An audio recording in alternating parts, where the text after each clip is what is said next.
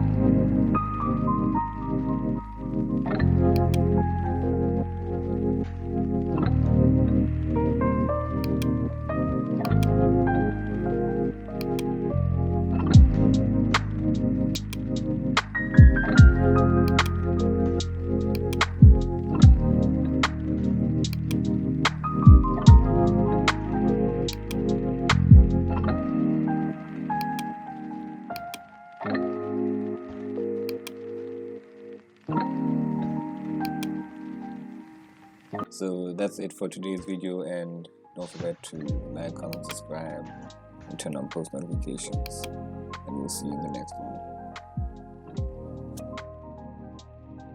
one.